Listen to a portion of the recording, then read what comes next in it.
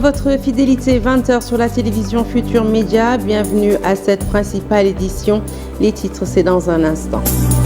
Hadjibou Soumaré placé en garde à vue. L'ancien chef du gouvernement sous le magistère du président Wade est actuellement dans les locaux de la sûreté urbaine. Ces récentes questions au chef de l'État autour d'un supposé don financier accordé à Marine Le Pen lui ont valu cette interpellation. Manifestation avec ou sans autorisation, les leaders de Yewwi Askan Wi se braquent pour dénoncer des arrestations qu'ils jugent arbitraires. Ils se disent prêts à défier les autorités administratives les 14 et 15 mars prochains. Les détails de leur conférence de presse au cours de cette édition. Le barreau de Dakar endeuillé avec la perte d'un de ses distingués membres, Maître Ousmane Seye n'est plus. Ses collègues, sa famille reviennent sur le parcours de l'avocat qui fut aussi un éminent acteur politique. Puis, comme tous les jeudis, votre rubrique Les bonnes feuilles de la rédaction nous font découvrir ce soir Une vie au bout de l'espoir, un roman signé Mariama Nianchou-Ndiaye qui revient sur le quotidien des femmes en proie à la stérilité. Voilà pour les titres, le développement, c'est tout de suite.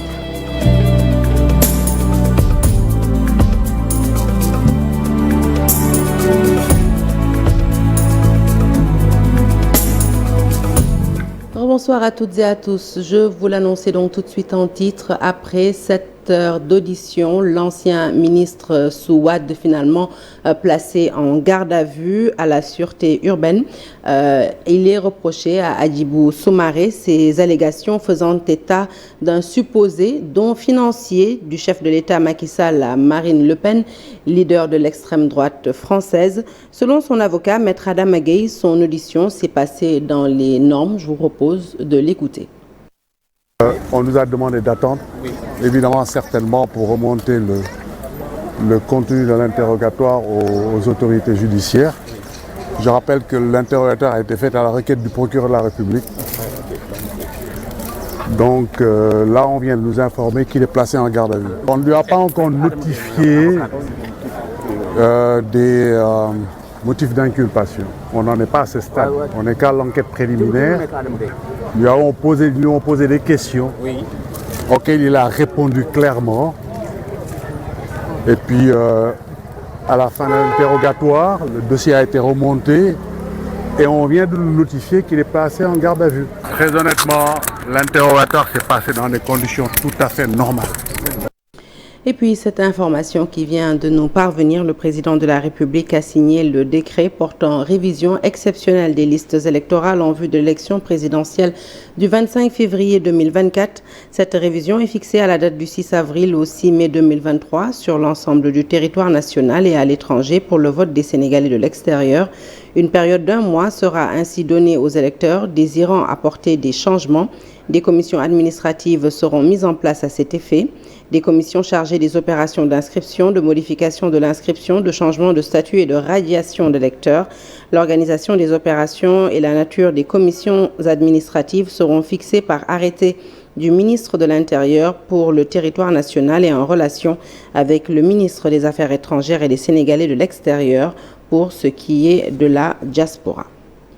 Après un premier échec, Guy Marius Sagna a finalement déposé sa lettre de protestation à l'ambassade de la Tunisie. Dans sa correspondance, le député s'insurge contre les propos jugés discriminatoires du président Kais Saied à l'endroit de la population subsaharienne.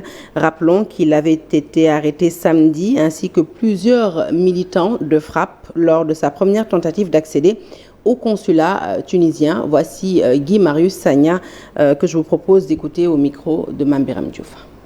Nous condamnons la traque, la chasse à l'homme noir ayant découlé de cette posture xénophobe et négrophobe de l'État tunisien.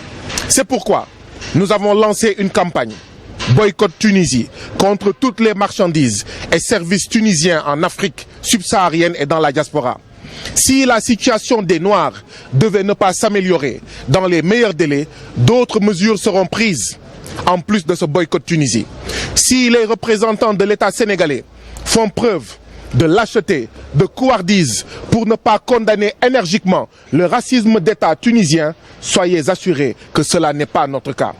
Si nous condamnons le racisme d'État tunisien, nous saluons la posture de plusieurs Tunisiens et d'organisations tunisiennes qui posent les vrais débats à des années-lumière de cette négrophobie et manifestent contre les politiques de l'État raciste de Tunisie et dénoncent aussi le traitement scandaleux fait aux Noirs africains actuellement. Nous exigeons des excuses du président tunisien, l'arrêt de toutes les mesures négrophobes prises en Tunisie, la protection par l'État tunisien de tous les Noirs qui sont en Tunisie. Et l'actualité, c'est aussi l'installation du délégué du médiateur à Kédougou, Demba Kandji, mise sur la jeunesse pour redynamiser les délégations dans la collecte et la transmission des dossiers. Cette option sera, selon lui, généralisée à toutes les délégations régionales du pays. Je vous propose de l'écouter au micro d'Ibrahima Diabakhate. Voici à 30 ans et plus de sa date de promulgation et d'effectivité. Pendant tout ce temps, on a utilisé plus ou moins les moyens du bord pour créer, en tout cas pour appointer des représentants ici. Mais c'était des personnes parfois d'un grand âge, des retraités, qui servaient à l'intérieur des gouvernances. Après avoir mis en place un plan stratégique au niveau de l'institution du médiateur de la République, et un plan de travail annuel, nous avons décidé de marquer une rupture en allant vers les jeunes diplômés de l'enseignement supérieur qui sont ici à Kédougou ou ailleurs dans d'autres régions et qui ne travaillent pas encore. Le barreau de Dakar endeuillé avec la disparition brutale d'un de ses distingués membres. Il s'agit de Maître Ousmane Seye, l'avocat qui a 35 ans de carrière à son actif, était également très connu de la sphère politique. Il dirigeait le parti du Front républicain, membre de la coalition présidentielle Benno Bokk Yakaar. Son parcours nous est relaté par Ablaye Cissé. Ousmane Seye était un avocat inscrit au barreau de Dakar depuis 1985. Auparavant, il a fait ses études à Dakar, à l'université Cheikh Anta Diop, avant d'aller en France et au Canada. Le jeune avocat a été biberonné au droit aux côtés de ses aînés du barreau, Kabibel Diouf, Madické Niang, entre autres. C'est précisément à la fin des années 90 que ce tribun se révèle au grand public dans ce procès compagnie sucrière sénégalaise contre le groupe Sud Communication. Le journal Sud Quotidien accusait Jean-Claude Mimran et la CSS de fraude fiscale et douanière sur le sucre d'importation. Maître Seye sera un pilier de la défense du groupe de Babacar Touré et il gagnera par la même occasion ses galons de ténor du barreau de Dakar. Son parcours de militant de gauche, marxiste, l'a cornaqué à la politique. Ousmane Seye a été l'avocat de l'opposant Abdoulaye Wade. Wade, président, en fera un ministre conseiller. Et parfois, il a toqué sa robe d'avocat contre un camouflage de visiteur du soir du palais. Ousmane Seye emportera avec lui les termes du protocole de Rebeuss qui permettait à Idrissa Seck d'être élargi de prison. C'était aussi un farouche opposant à ce que lui-même appelle les pouvoirs exorbitants du procureur. Tant qu'à flirter avec les politiques, autant se jeter dans la mare. Ousmane Seye franchit le pas et crée le parti du Front républicain. Il ne quittera plus jamais ses fonctions politiques. Auprès de Wade d'abord, puis avec le président Macky Sall, Ousmane Seye était vice-président du HCCT. Les contentieux pré- et post-électoraux, c'est lui qui gère pour Benno Bokk Yakaar. Il porte la parole dans les médias, auprès de l'opinion et va plaider dans les prétoires. Ousmane Seye rejoint son ami John Seck, dont il était le si déterminé avocat. Il avait certainement sa petite idée pour porter le débat d'actualité autour de l'éventuelle candidature du président Macky Sall en 2024. Il avait déjà balisé le terrain, mais Dieu en a décidé autrement. Celui à qui il va certainement manquer aussi, c'est Sitor Ndour, son client, toujours en prison en attendant de connaître son sort. Ousmane Seye était d'un commerce facile, déterminé dans ses combats, mais gentleman jusqu'au bout. Son dernier voyage sur terre, et c'est récent, c'était la Umrah, le petit pèlerinage à la Mecque. Son dernier projet de vie a été de déménager son cabinet au Point E. il se dit qu'il en était tellement heureux. Dors en paix, cher maître, une lumière qui s'est éteinte à jamais.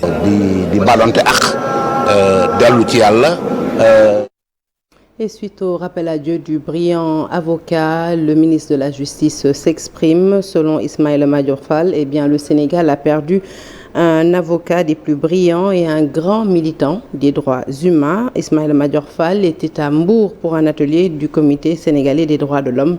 Je vous propose de l'écouter au micro de Naïmati Dia. Grand homme, évidemment, grand juriste, grand militant des droits humains, parce que là on parle des droits humains, membre éminent de la communauté des défenseurs des droits humains, grand avocat, mais aussi homme politique, qui avait un parti politique, membre de la coalition Benno Bokk Yakaar, qui a donc fait briller le barreau sénégalais, les droits de l'homme au Sénégal, mais aussi les institutions de la République. Il était membre et vice-président du Haut Conseil des collectivités territoriales. Le Sénégal paie un grand homme. Et le Haut Conseil des collectivités territoriales rend également hommage à son 4e vice-président par la voix de sa présidente Aminata Mbengue Ndiaye. Et selon la présidente, Maître Ousmane Seye était un homme engagé qui ne ménageait aucun effort pour la bonne marche de l'institution. Nous l'écoutons avec Dissa Préra Youssou Barou. Jeudi 9 mars 2023 restera gravé dans nos mémoires et dans l'histoire du Haut Conseil des collectivités territoriales qui vient de perdre, comme vous l'avez dit, Maître Ousmane Seye, 4e vice-président de l'institution. Lors de la dernière réunion du bureau de l'institution, qui s'est tenue le mercredi 1er mars 2023, il avait donné la dernière et pleine mesure de son attachement à la bonne marche de l'institution à travers des propositions très pertinentes. Il conduisait la mission pour laquelle il était désigné avec détermination, avec courage, engagement, amour au service du Haut Conseil des collectivités territoriales.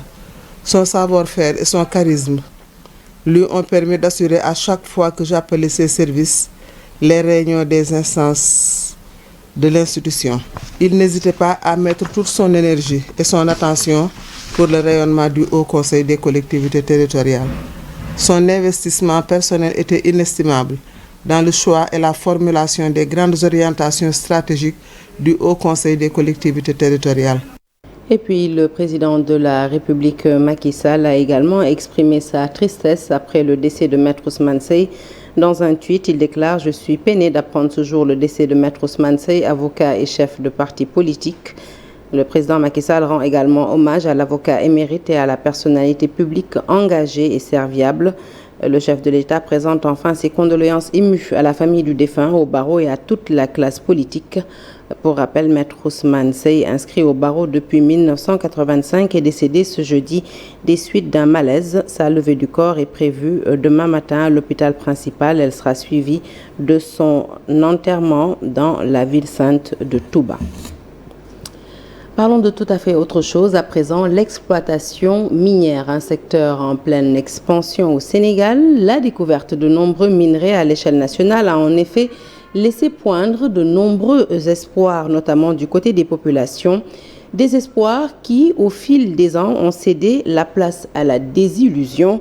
Ce constat a poussé l'ONG 3D et l'USAID à se pencher sur l'utilisation des fonds miniers. Un atelier a impliqué les collectivités locales concernées. Les recommandations issues de la rencontre feront l'objet d'un partage. Le point avec Birahim Seck, coordonnateur du forum, que je vous propose d'écouter au micro d'Abdou Diouf Diagne et d'Ahmadou Bamba Samba. Des milliards sont annoncés. Des milliards sont annoncés alimentant ces différents fonds. Mais les communautés, en réalité, toutes les populations impactées, ne voient absolument rien. Donc, on a voulu poser le débat aujourd'hui avec les collectivités locales pour nous dire qu'est-ce qu'ils ont reçu. Est-ce qu'ils ont reçu de l'argent?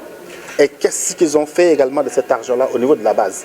Donc, le Forum civil et le consortium se positionnent en arbitre pour essayer également au sortir de la rencontre, de proposer des solutions au gouvernement, non seulement pour l'opérationnalisation des fonds miniers, mais également en ce qui concerne le pétrole et le gaz. Ce qui est annoncé pour 2023, les 53 milliards de francs CFA, comment est-ce que cette estimation a été effectuée? Et nous aurons bien entendu une présentation d'un expert de l'énergie qui vont nous dire comment cette estimation également a été effectuée. Mais est-ce que réellement nous maîtrisons nos coûts pétroliers pour dire qu'on va recevoir 53 milliards ou pas? Donc c'est les questions qu'on va se poser, mais également les questions des fuites fiscales qu'on constate dans ce secteur minier.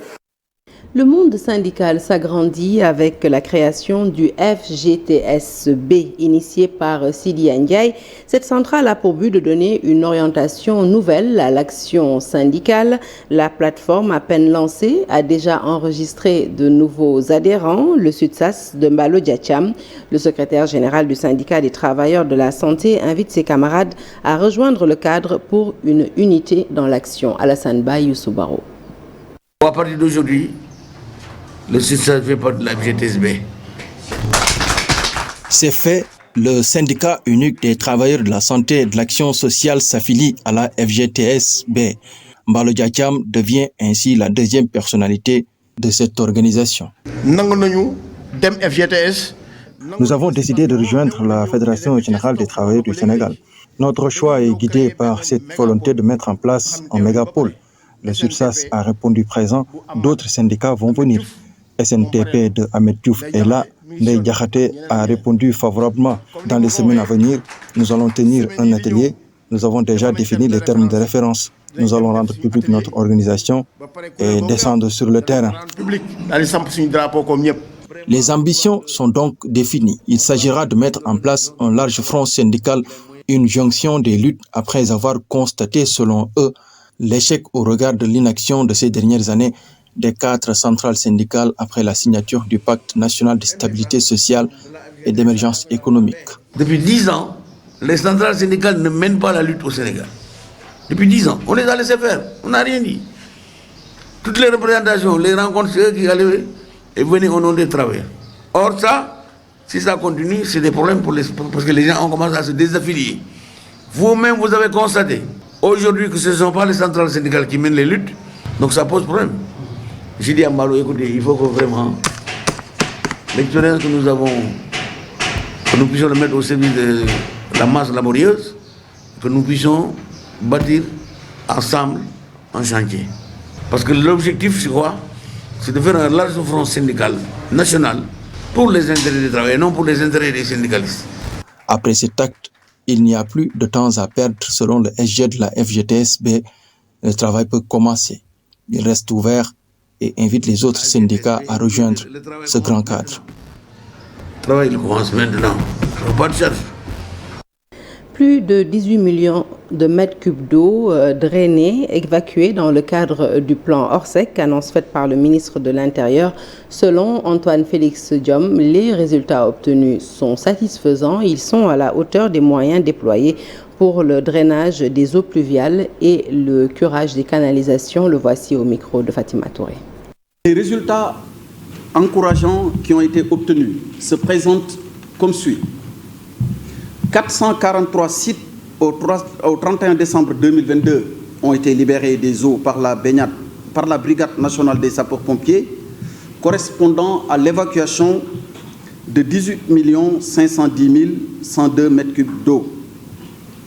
2564 habitations sorties des eaux, 951 axes routiers rendus praticables, 440 établissements recevant du public, ainsi que divers lieux de culte et 4 cimetières totalement exondés.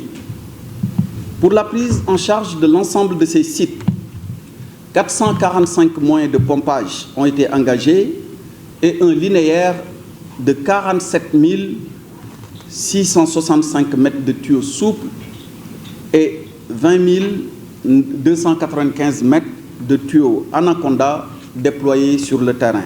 Quand nous faisons des actions, à la fin, il est toujours indispensable de s'arrêter, d'évaluer, d'en tirer les principaux enseignements afin qu'à l'avenir, nous puissions améliorer, en rapport avec les acteurs concernés, les conditions de notre intervention. Et puis, je vous l'annonçais en titre à l'occasion de sa conférence de presse tenue ce jeudi. Yewwi Askan Wi annonce une série de manifestations les 14 et 15 mars prochains.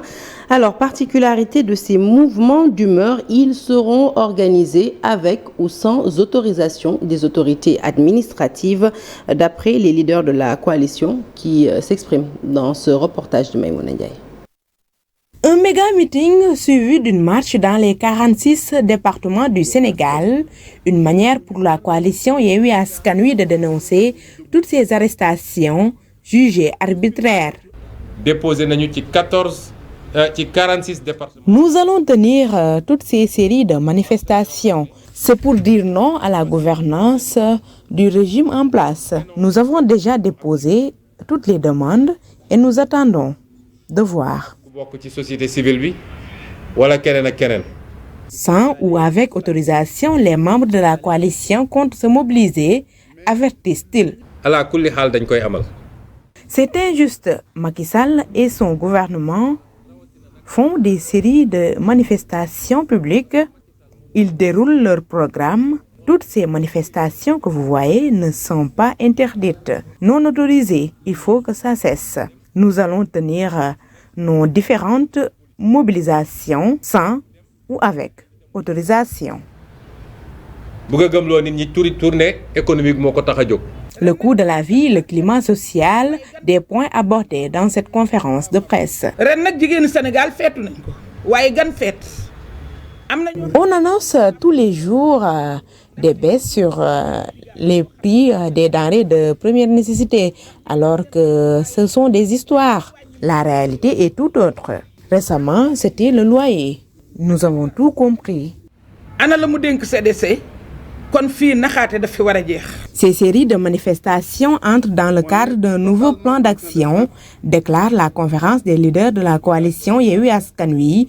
D'autres initiatives pour la défense de la démocratie suivront, selon la grande coalition de l'opposition.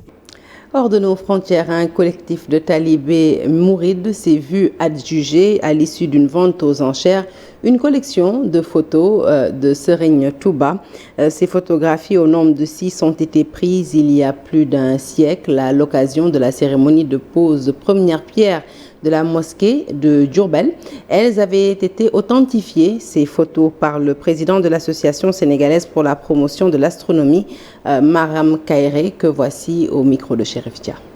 Ça a été un travail sur 2 aspects. D'abord, nous assurer que ces images n'avaient pas été modifiées, étaient réellement des photos prises à l'époque.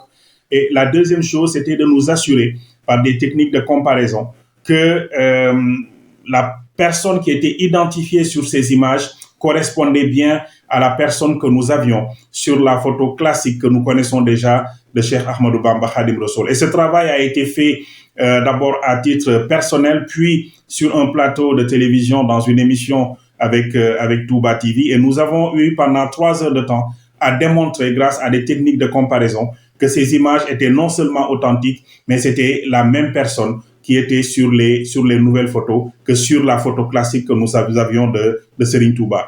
Et aujourd'hui, que ces images font l'objet d'une acquisition par la communauté mouride, on ne peut que s'en féliciter et dire Alhamdulillah. C'est un bonheur immense de savoir que ces photos reviennent aujourd'hui à la communauté mouride, mais au Sénégal, parce que c'est une histoire qui se racontait de façon traditionnelle, de façon orale, et aujourd'hui on a des images pour illustrer ce moment crucial de l'histoire du mouridisme qui est la pose de la première pierre de la mosquée de Diourbel. Donc on félicite vraiment la communauté et le Sénégal d'avoir pu acquérir ces photos et on s'en réjouit parce que c'est notre histoire qui trouve une illustration à travers cette série d'images.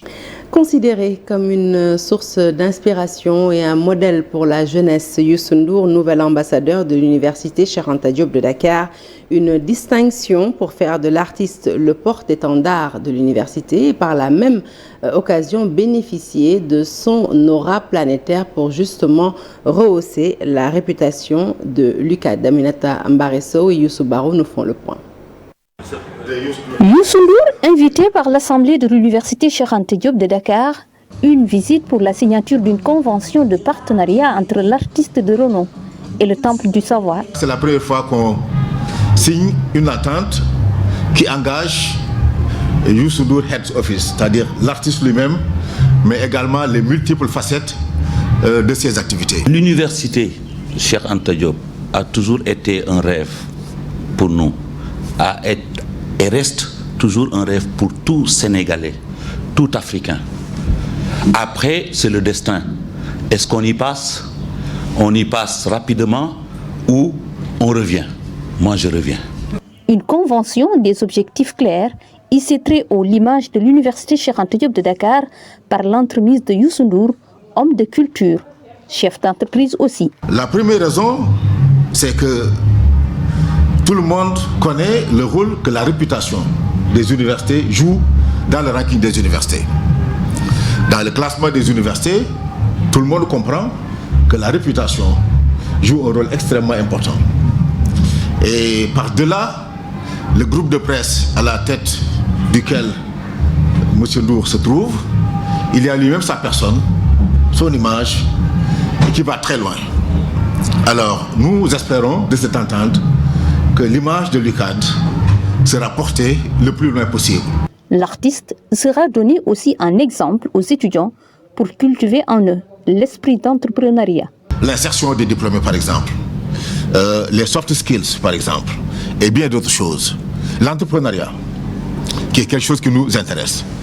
Et je crois que pour quiconque connaît le parcours de Youssou Ndour et le témoignage exceptionnel que notre collègue Mama Rapsek en a fait brillamment dans son livre, c'est que c'est quand même une source d'inspiration pour la jeunesse, un modèle pour la jeunesse. Au moment où nous avons des programmes d'entrepreneuriat très ambitieux, au moment où nous avons un programme de leadership de la jeunesse assez ambitieux, nous avions besoin d'avoir quelqu'un comme lui qui vient nous accompagner, qui vient échanger avec nos étudiants. À cette invite, l'artiste international adhère. Dans le monde, je collabore effectivement avec beaucoup d'universités. Nous avons le professeur même est témoin de Charleston. Et nous faisons beaucoup de choses. Et nous connaissons un tout petit peu le pays université. Comme vous l'avez si bien dit, c'est un pays. C'est 100 000 personnes, c'est beaucoup de nationalités, beaucoup de gens qui ont des religions différentes, énormément de choses, les ethnies, toutes les choses. Donc c'est un pays. Et nous savons exactement cette force qu'il y a ici. Nous tâcherons vraiment avec notre équipe. Et c'est là où j'interpelle, parce que le recteur a dit, effectivement, dans ce cadre-là, nous voulons voir du concret. La convention est signée. Les deux parties s'engagent à faire bouger les lignes pour apporter une lumière nouvelle au sein de l'université Cheikh Anta Diop de Dakar.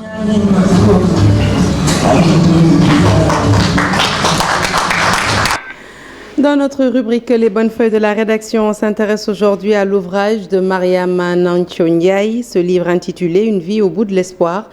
Dans son roman, l'auteur raconte l'histoire de cette riche dame qui, en sus de devoir gérer le stress lié à sa stérilité, s'est aussi engagée dans un mariage polygame. Mariama Nancho Ndiaye relate le vécu de l'héroïne Betty Diop qui fait face aux conflits et aux souffrances au sein de mariages polygames. Les notes de lecture sont signées Boudiouf. Un ouvrage composé de deux récits, la Renaissance qui retrace l'histoire d'un couple que la vie avait ouvert les grandes portes d'une conjugalité sereine pleine d'amour. Ce fut un amour de jeunesse qui prend l'eau suite à un choix polygame. C'est un livre qui relate l'histoire d'une dame qui s'est mariée avec un homme avec qui elle avait étudié. Mais durant 10 années de mariage, elle n'arrive pas à enfanter. Elle a eu ce qu'on appelle une dystrophie ovarienne. Ça arrive souvent aux jeunes filles. Maintenant, au bout de 10 ans, au bout de 7 ans de mariage, son mari lui a trouvé une seconde épouse. Et sa seconde épouse a eu des enfants. Maintenant, sa belle-sœur, en complicité avec sa seconde épouse, la seconde épouse, en tout cas, lui lance des colibés, se moque d'elle. Betty Diop, épouse attentionnée et disponible, vivra les affres de la jalousie avant que la réalité ne rattrape son mari. Le message, c'est que la société arrête de stigmatiser les femmes qui n'ont pas d'enfants ou qui tardent à avoir, parce qu'elles vivent elles-mêmes une pression psychologique. Et maintenant, si la société aussi se met à les pointer du doigt, à dire qu'elles n'ont pas enfanté ou à leur mettre, donc elles vont être dans un halo de violence morale. Pour Mariama Nancho Ndiaye, il s'agit d'une sorte de radioscopie de la société sénégalaise avec en toile de fond la condition de la femme. À la fin de l'histoire, elle va les chasser de la maison. Elle va chasser le mari et sa coépouse. Et ce jour-là, ils vont être surpris. Les autres ne savaient pas que la maison appartenait à la dame. Et à la fin, elle va se remarier et avoir un autre enfant avec un autre homme. Le terre, pourquoi je l'évoque? Son mari est ingénieur en aménagement du territoire et urbain et il travaille là-bas. C'était pour mettre en exergue cette innovation qu'il y a au Sénégal. Le second récit, les séquelles d'une guerre qui relate les méfaits du conflit, qui démet la cohésion sociale et installe la précarité. Ici, l'auteur s'appesantue sur les ravages occasionnés par les mines antipersonnelles qui plombent la vie des citoyens, loin des motivations des belligérants. Fin de ce journal, merci de l'avoir suivi. Un journal que vous pourrez suivre en replay sur toutes nos plateformes digitales, notamment sur le site www.igfm.sn. Restez avec nous. Tout de suite, retrouvez la grande Binta Diallo. Elle reçoit ce soir, à l'occasion de la journée mondiale du rein, le professeur Abdou Niang, président de la Société sénégalaise de néphrologie. Donc, excellente suite de programmes sur la télévision Futur Média. Excellente soirée.